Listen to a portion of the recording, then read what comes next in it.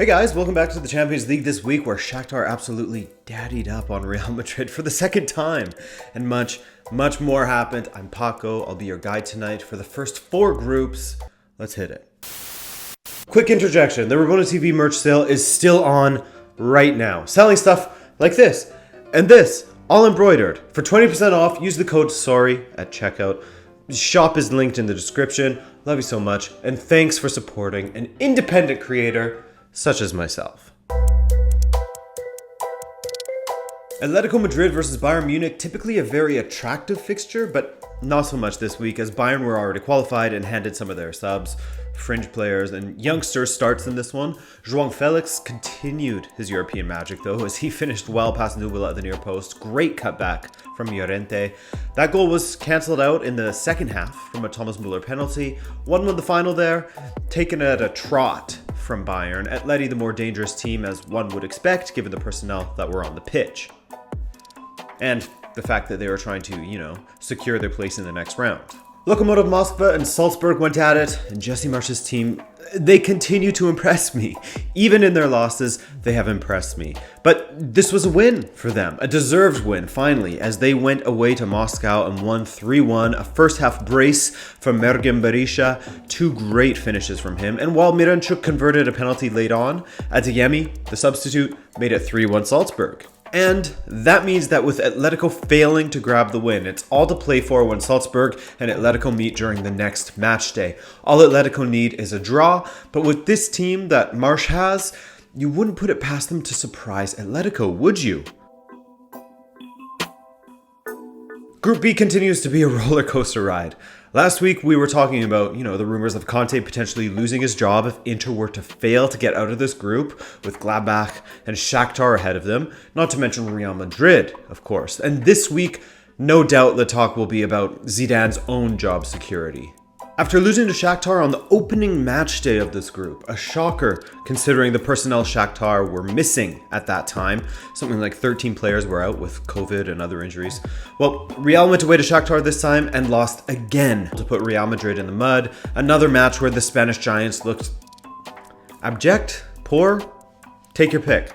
And yeah, this no doubt got people asking if Zidane will be let go by Real Madrid, and I'm not sure that he will. He himself said that he will not resign, and while he surprised us in the past by stepping down in 2018, I don't know that he would do that again, which begs the question, will Florentino Perez let him go? Similarly to last week, you're going to have to wait until the final match day, until Real Madrid knows their fate in this competition, or the Europa League, in order for there to be a chance that Perez makes a call on that, at least in my opinion. Why? Because with Inter defeating Gladbach, Real Madrid are still safe for now. Inter and Gladbach played out a brilliant match, by the way, in which we saw plenty of fantastic goals from Playa, Lukaku, and the like.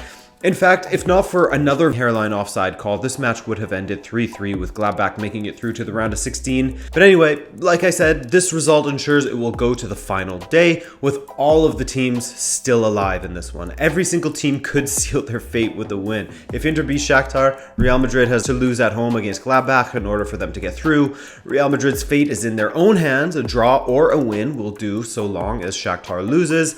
Same goes for Gladbach, but if Shakhtar wins, it's winner takes all between Gladbach and Real. In Group C, Porto and Man City played out a relatively forgettable match, a 0-0 draw that ensured both clubs went through. Porto have played quite well in this group, parking the bus when they needed to, playing well when they needed to. Hey man, you do what you gotta do, there's no judgment here. And taking advantage of the fact that Marseille had been so terrible until this last match day. I mean, I loved seeing the post-match interviews from Guardiola and Conceição, where Guardiola was unhappy with the result and how Porto played, and upon telling this to Conceição, he said, quote, I'd be too if I couldn't win with the team and budget that he has. Another manager coming for the head of Pep after AVB echoed a similar sort of sentiment. And speaking of Marseille, they finally showed some sort of signs of life in this group and managed to score a goal after going 4 games without. 415 minutes without a goal, and they got one from the penalty spot. Dimitri Payet making no mistake this time after his penalty disaster class from earlier in this group stage. And later, he doubled down with a second penalty to win the match for Marseille. Still looking for that goal from open play, but they are in amongst the goals now, boys. Watch out.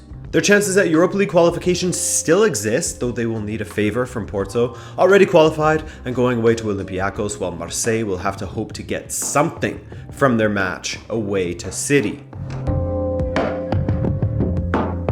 In Group D, Liverpool just needed a draw to get through to the round of 16 once again, in a match where Jurgen Klopp's hand was forced in some ways into some decisions thanks to their boatloads of injuries. That translated to the youngster Quevin Kelleher getting the start ahead of Adrian, which I think says a lot about the trust or lack thereof that Klopp has in Adrian. However, to be fair to Adrian, after the match, Klopp said that he went with Kelleher due to his ability with the ball at his feet.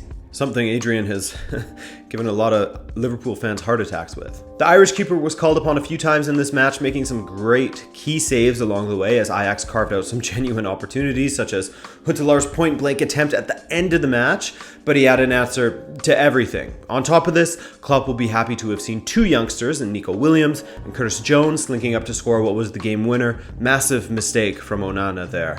Wow. 1-0 Liverpool the final. Atalanta continued to be completely bipolar with their results as they played host to Midtjylland and again just couldn't finish their chances. Zapata could have had a hat trick with the opportunities he had, but he finished the match with a goose egg. Atalanta really misfiring these days. The difference between the Atalanta we know and love versus the one we've seen thus far this term has just been their finishing. They're still generating chances, but they can't finish them. But they remain in second place, 1 point ahead of Ajax, and with those two playing each other next week in Amsterdam, a draw will be enough for Atalanta to go through. Midtjylland, their fate was already sealed, but at least they got their first point in the Champions League. Congratulations to them. Group E, everything was sorted besides third place, basically, and in the quest for third, Krasnodar got a 1-0 win over Stade Rennais. Some major heroics from Safonov in the Krasnodar goal at times to keep his team in it. Marcus Berg with the heroics at the other end as his great run of form for Krasnodar continues. Krasnodar will be dropping into the Europa League. In the other match between the top two clubs, Sevilla and Chelsea, it was the Olivier Giroud show.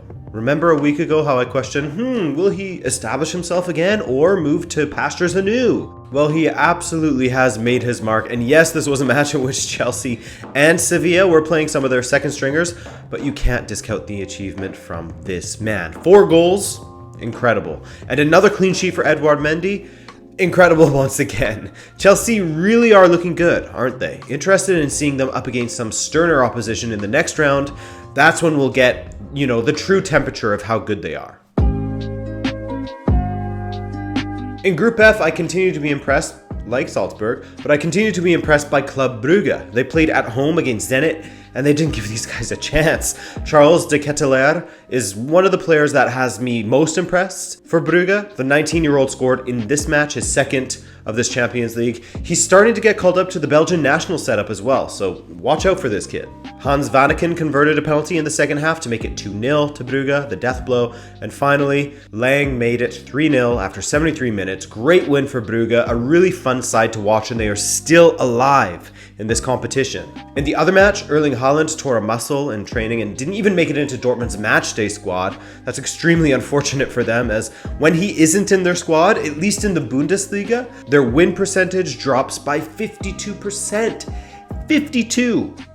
That's an insane drop-off, and just goes to show how important and how good this kid really is. Well, Haaland or not, they scored a stunner via Rafa Guerreiro, but he only provided the finishing touch, as this goal really was a collective effort. Delaney to Guerreiro to Reina to Hazard, and back to Guerreiro to poke it past Pepe Reina and goal for Lazio. Stunning attacking move from Dortmund. They looked like they were in good shape until the 65th minute when Nico Schultz went in clumsily on Milinkovic-Savic. I mean, Savic was looking for it and was going down already, but it was given by Lahoz, and Ciro Immobile scored against his old club to make it 7 matches consecutively that he has scored in. A much better second half from Lazio. Disappointing from Dortmund's perspective, but a draw was all that Dortmund needed to advance.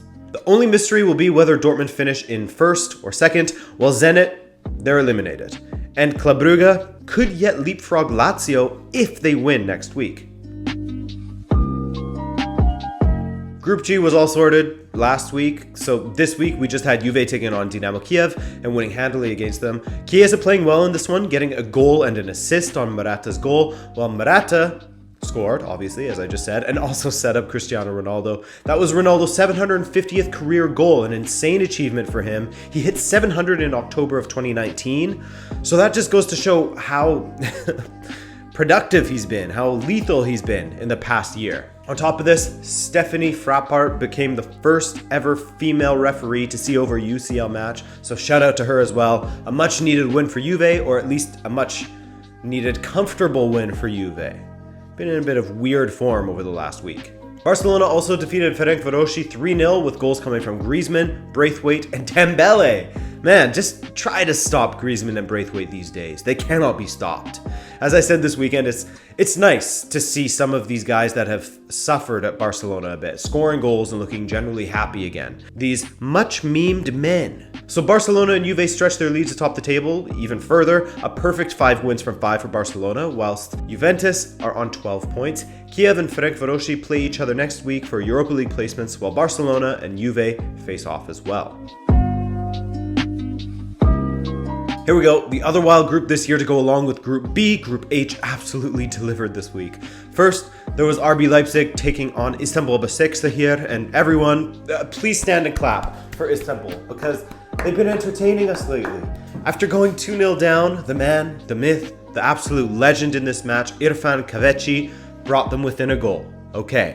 And he had to do it again later after Dani Olmo made it 3-1 in the 66th, only for Kahveci to bring them within a goal in the 72nd minute, 3-2. And finally, in the 88th minute, he hit an absolutely perfect free kick into the Leipzig goal, off of the bar and in. Absolute scenes in my little office / streaming / filming room that I'm in right now, as the ball banked in off the bar, 3-3.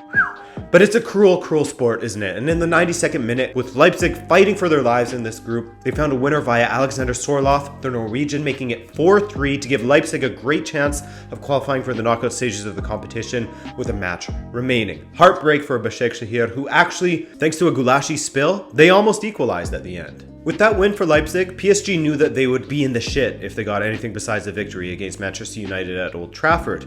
With Cavani in form and facing his former club, it had all the hallmarks of a big occasion. And again, this match delivered. From a deflected Mbappe strike, Neymar latched on and rifled it past De Gea just 6 minutes in to give the visitors something to build upon and put a ton of pressure on Ollie's United. There was, of course, the little skirmish between Paredes and Fred that saw them go head to head. Now, I understand that people have been sent off for that in the past, as recently as, Pepe versus Leeds, but I personally was fine with him not sending Fred off. Paredes came marching towards him, their heads came together, Fred did a sort of stick and pivot sort of thing off of his chin, and Paredes collapsed as if Fred, had a horn in the middle of his head. Not to be a game's gone soft, but I was completely fine with that. I like a little fire in a match, and I didn't think that this was over the line, even if recent calls from other referees would suggest otherwise. He should have been sent off by his own manager, but we'll get to that. Because first, United got their equalizer in a somewhat fortunate fashion, as a massive deflection from a Rashford strike gave Navas absolutely no chance of saving it. 1-1 at the half. Now here's what I don't understand. Fred was getting involved with all sorts of skirmishes and poor tackles, and he never got subbed off by Ollie. He was a walking red card waiting to happen, but the referee wouldn't take him off, and neither would Solskjaer. By the way, what was with McTominay being allowed to foul Neymar like 3 times in 1 minute without getting any sort of punishment? This ref was a bit of a weirdo with some of his calls, or non-calls, but overall I thought he did fine. Anyway, of course, Fred got a second yellow from the ref and kind of screwed over his team in the 70th minute, a team who had just conceded in the 69th minute from Marquinhos scoring. Martial had arguably screwed over his team even more earlier on in the second half, as he missed an absolute sitter. As I said in the stream, he is sort of an encapsulation of Ollie's United. Brilliant at times, but so shockingly inconsistent. He scores that goal to put United 2-1 up, and it's a completely different game. Neymar was a pain, beating everyone on the night, on the dribble, through their legs, making McTominay look like a lamppost on a few occasions, and adding a third for PSG in the dying minutes. 3-1 the final. That means that United have to go away to Leipzig and get a draw. They lose, and they are probably out, but it's dependent upon what happens with PSG, who I mean, yes, they are playing Istanbul Başakşehir, but we saw what they did against RB Leipzig, and we can't really trust PSG's form these days, can we? And that's it, guys. I hope you enjoyed the matches this week, and a big shout out to everyone who joins for the watch-alongs, a group of 400 to 500 strong each day, chatting about football, providing their opinions on the match, asking questions, and just enjoying themselves, not being toxic. I really do love this community, so thank you guys for showing up to those watch-alongs. It means so much to me. It's so cool that I can just hit live, and all of you guys just come and chill and watch football with me. It's great. But anyway, if you want to support the channel, link to the shop to buy some merch. Make sure you use that discount code. Code is SORRY in the checkout. Please use it if you are to buy some merch. But other than that, I will see you in tomorrow's upload. Who is it going to be on? You'll just have to wait and see. I'm Adrian. I love ya. Ciao.